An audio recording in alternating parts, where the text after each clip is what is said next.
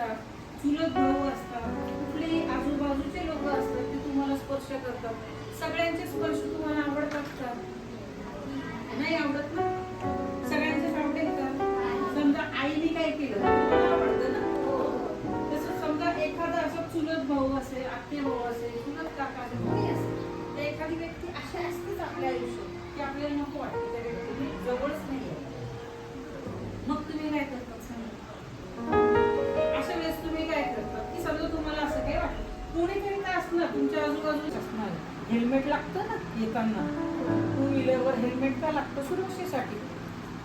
तुमची सुरक्षा करणारा असा कमीत कमी एक व्यक्ती तुमच्या आयुष्यात आहे का? स्वतःला प्रश्न विचारा आणि मला सांगा, हो की नाही. आहे का असं कोणी? आहे का की तुम्ही घरातल्या किंवा शाळेतल्या किंवा तुम्ही जिथे खेळायला जाता त्या सगळ्या गोष्टी त्या व्यक्तीला सांगता? आहे कोणी? नाही.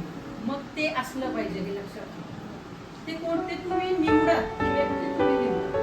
तुम्हाला शाळेतल्या एखाद्या बाई खूप आवडतं, असं होतं ना की ह्या माझ्या फेवरेट आहे, मग तुम्ही काही पण सांगू शकता, मधल्या सुट्टीत पण सांगू शकता त्यांना. असं नाही की तुम्ही वर्गातच सांगितलं पाहिजे. किंवा आजूबाजूचं कोणीतरी असेल, मावशी असेल, आजी पण असू शकते. तर आता हे गुड टच आणि बॅड टच नेमकं काय असतं ते आपल्याला बघायचं.